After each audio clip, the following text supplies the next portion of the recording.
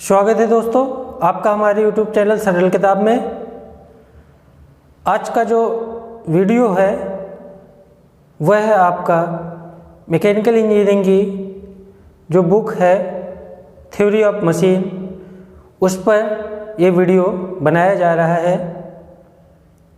तो आज से आप लोगों की थ्योरी ऑफ मशीन की क्लासेस स्टार्ट हो रही है और जितने भी आपके सब्जेक्ट हैं मैकेनिकल के, धीरे धीरे करके सारी क्लासेस आपको इसी चैनल पर अपलोड हो जाएंगी।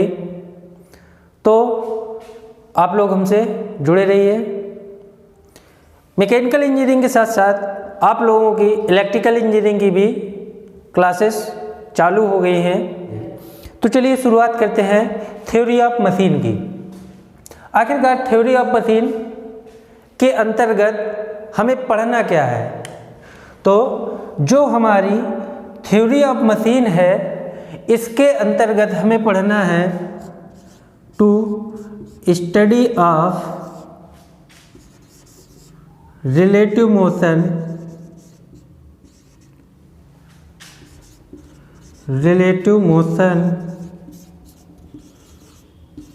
ऑफ वेरियस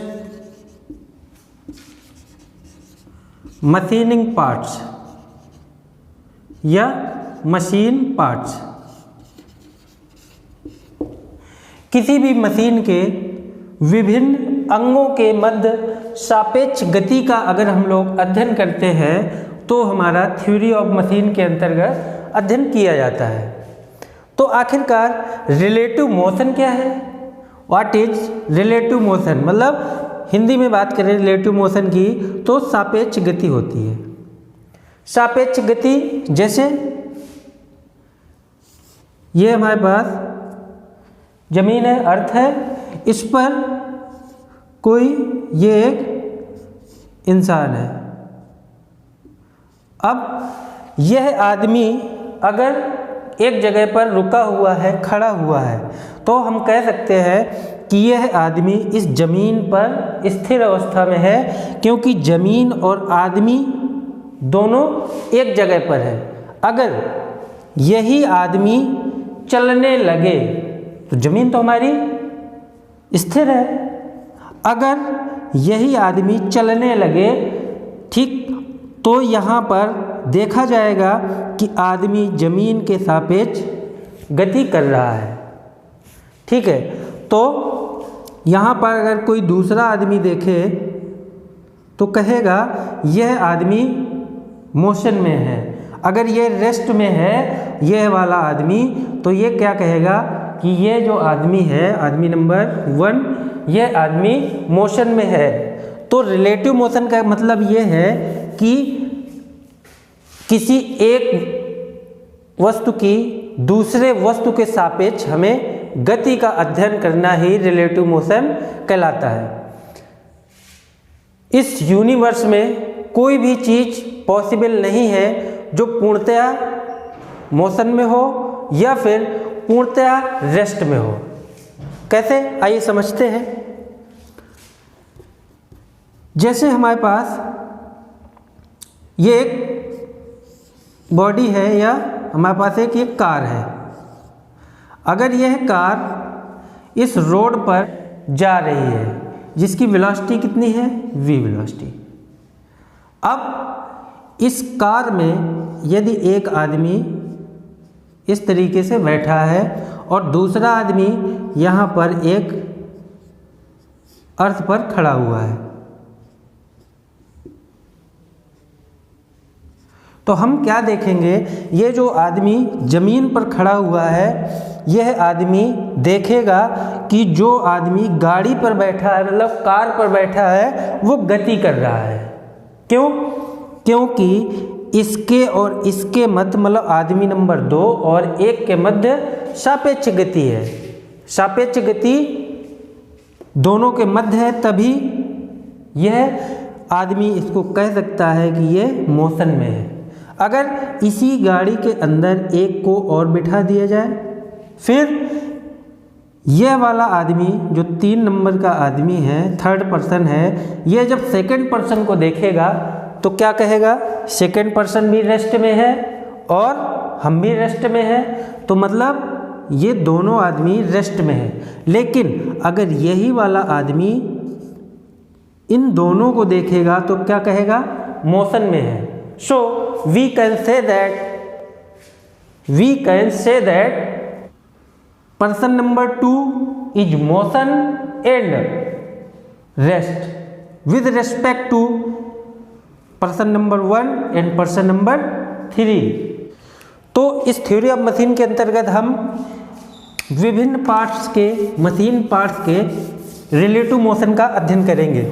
जैसे अभी तो ये इंसान की बात थी, मशीनिंग पार्ट्स में अभी हम लोग लिंक्स पढ़ेंगे। जैसे एक लिंक ये है और एक लिंक ये है।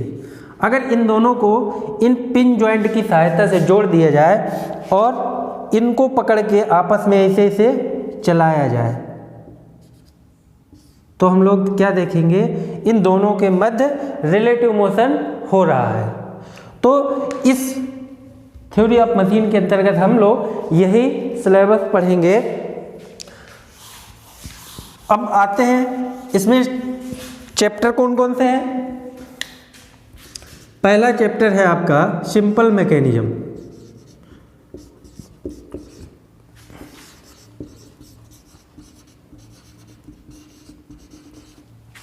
दूसरा चैप्टर आपका आएगा पावर ट्रांसमिशन।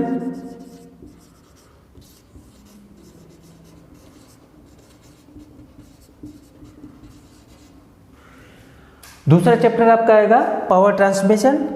तीसरा चैप्टर आएगा, अच्छा इस पावर ट्रांसमिशन में आपका गियर, बेल्ट, चेन, इतना सारा सब कुछ पावर ट्रांसमिशन में आ जाएगा। उसके बाद हमारा आ जाएगा बैलेंसिंग, या तीसरा चैप्टर चलिए कैम एंड फॉलोअर, ये भी है। फिर चौथा चैप्टर आ जाएगा आपका बैलेंसिंग,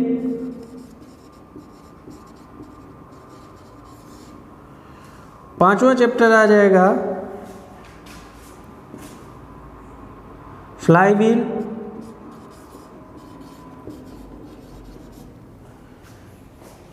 फिर छठा चैप्टर आपका आ जाएगा वाइब्रेशन,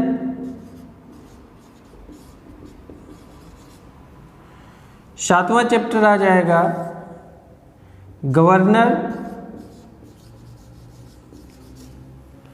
इस तरीके से आपका इतने सारे चैप्टर्स हैं। अलग अलग बुक में आपका चैप्टर वेरी करते हैं। जैसे नई बुक का आई गई है, आपके सिलेबस में अपडेट हुई है, उसमें गवर्नर हट गया है, ठीक है। और इसमें एक चैप्टर आपका और बच रहा है, 8वां वेक्टर एनालिसिस।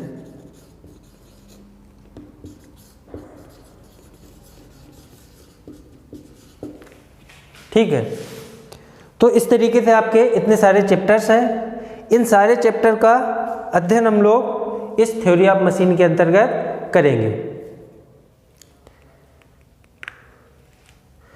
वेक्टर एनालिसिस के अंतर्गत हमारा इसी में हम लोग पढ़ेंगे kinematic analysis. Kinematic analysis,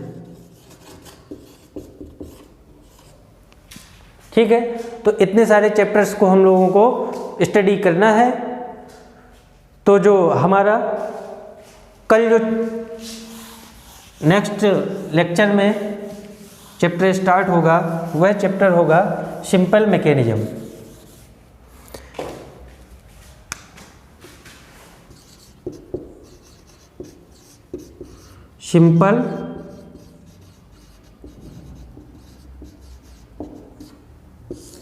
simple mechanism, इसकी हिंदी होती है सरल यंत्र विन्यास।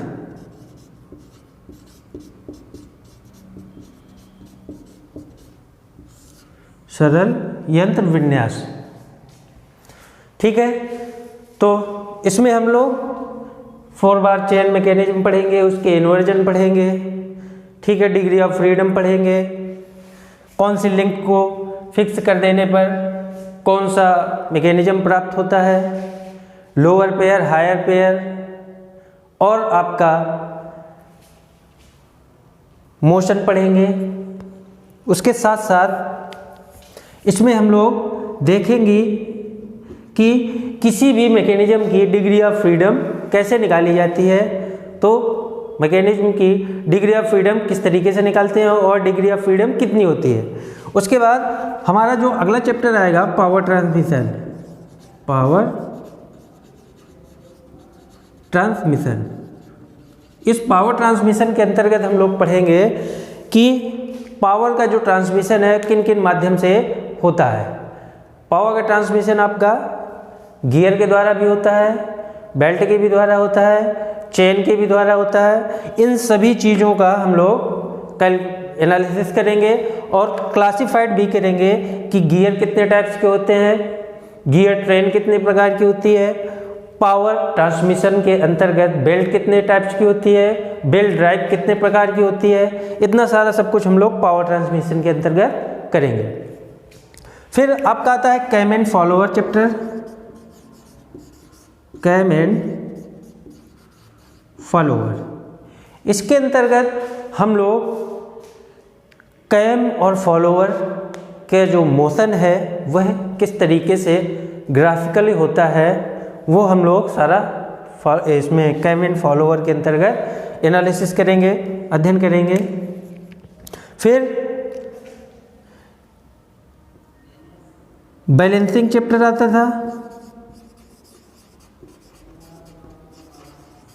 बैलेंसिंग के अंतर्गत हम लोग देखेंगे कि यदि किसी पार्ट्स को हमने बनाया है और उसमें फोर्स पूर्णतः बैलेंस नहीं है, जिसकी वजह से वह कहीं ना कहीं मोशन में डिस्टर्बेंस पैदा करेगा, वाइब्रेशन क्रिएट करेगा, उसको मोशन को किस तरीके से बैलेंस करना है, ठीक है, वो अनबैलेंस फोर्स जो है उसको किस तरीके से बैलेंस करना है, अनबैलेंस फोर्स है, अनबैलेंस कपल है, इनको किस तरीके से बैलेंस करना है, इन सारा सब चीज़ों का अध्ययन हम लोग बैलेंसिंग चैप्टर के अंतर्गत करेंगे।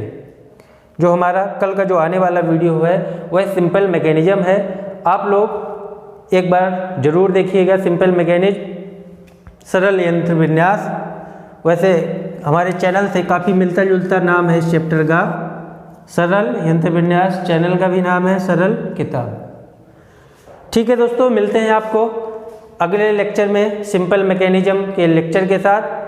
तब तक के लिए thank you, thanks for watching. और वीडियो अच्छा लगे तो अपने दोस्तों के साथ ज़रूर से ज़रूर शेयर करें ताकि आने वाले एग्ज़ाम की आपके फ्रेंड तैयारी कर सकें और उनका भला हो सके। वैसे भी आप लोग देख रहे हैं कोरोना काल चल रहा है, बहुत ही मुश्किल में स्टूडेंट प्रिपरेशन कर पा रहा है, तो अपने उन दोस्तों तक ज़रूर पहुंचाएं जो इस समय इसकी तैयारी कर रहे हो और आने वाले एग्ज़ाम की प्रिपरेशन कर रहे हो। Thank you, thanks for watching.